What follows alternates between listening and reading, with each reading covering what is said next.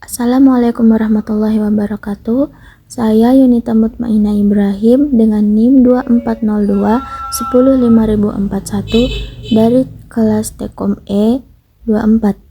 Saya akan menjelaskan dan membuat video simulasi rangkaian penguat emitor, basis dan kolektor, dan inverting amplifier serta non-inverting amplifier, dan juga filter aktif dan filter pasif pada Proteus. Berikut rangkaiannya.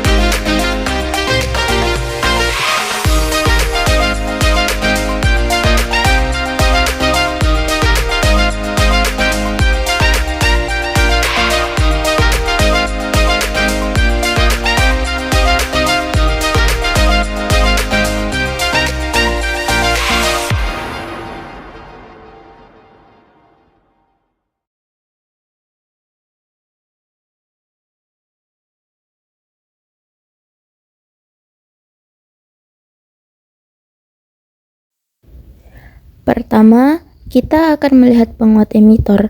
Di sini kita memiliki rangkaian penguat emitor yang sederhana. Mari kita amati sinyal input dan output di osiloskop. Perhatikan bahwa ketika sinyal input naik, sinyal output justru turun. Ini menunjukkan bahwa penguat emitor bersifat inverting. Kita juga dapat melihat bahwa amplitude sinyal output lebih besar dibandingkan dengan input, yang menandakan adanya amplifikasi.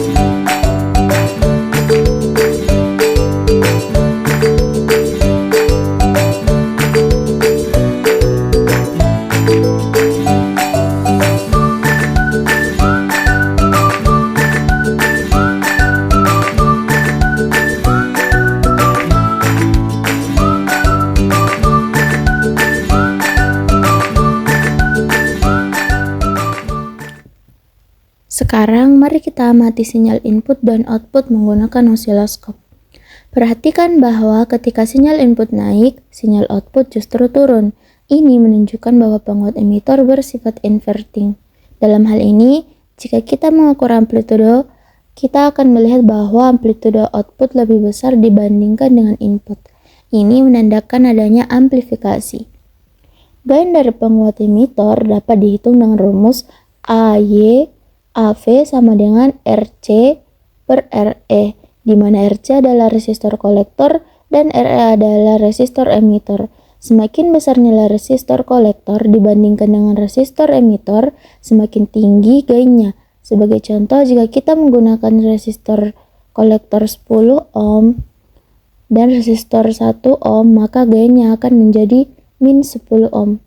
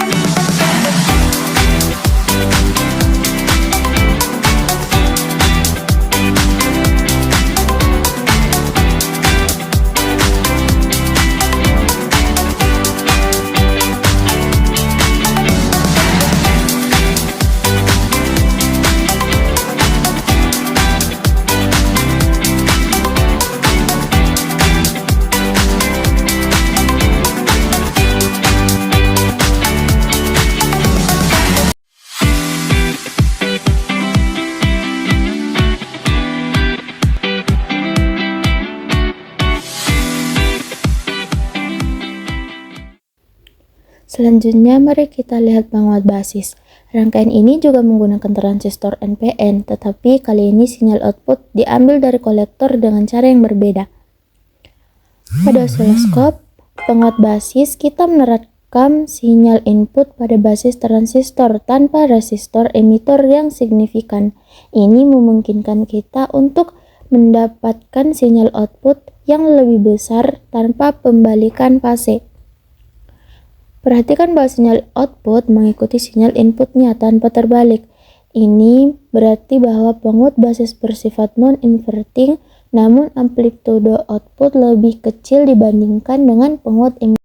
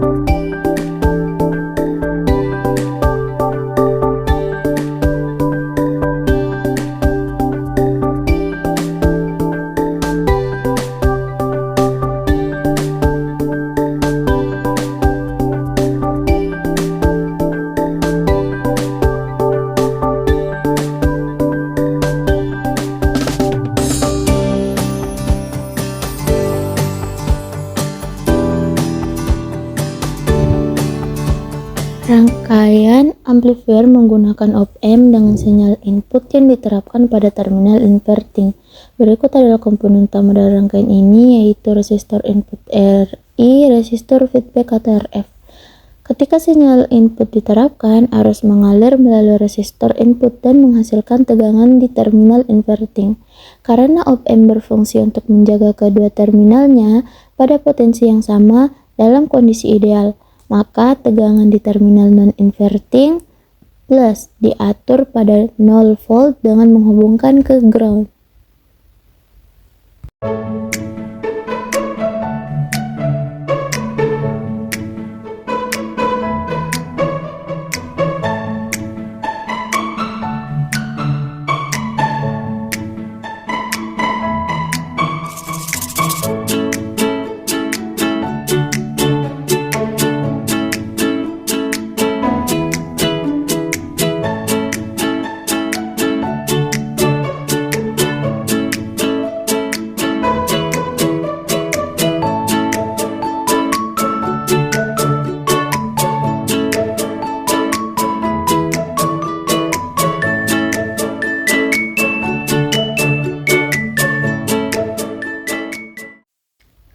Berbeda dengan inverting amplifier, non-inverting amplifier menghubungkan sinyal input ke terminal non-inverting atau plus.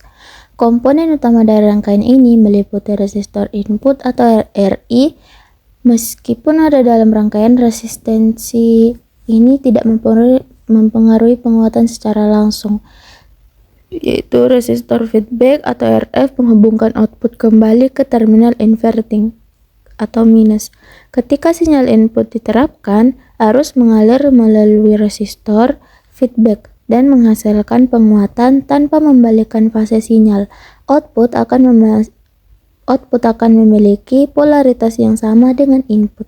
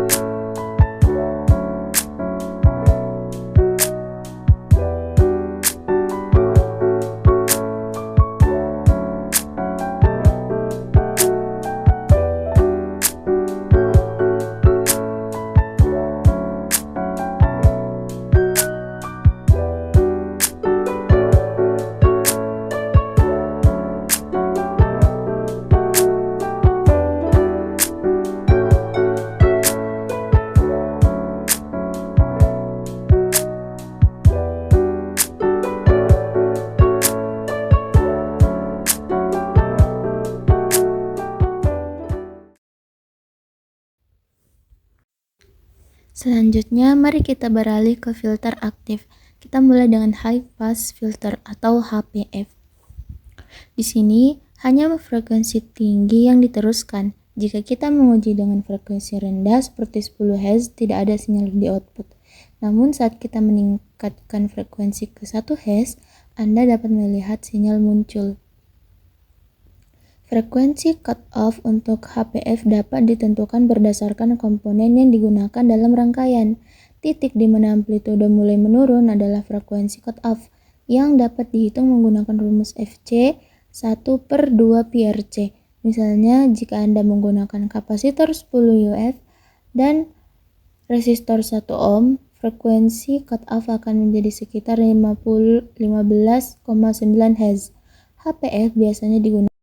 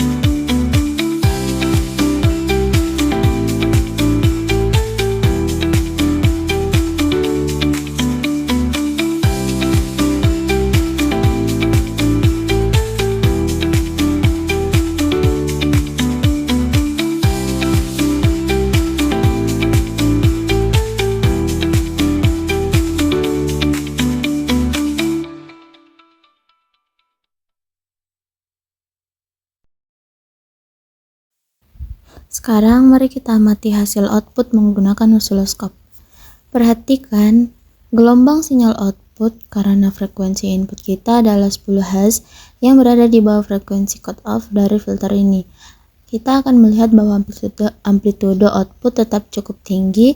Ini menunjukkan bahwa LPF berhasil melewatkan sinyal frekuensi rendah dengan sedikit penurunan amplitude.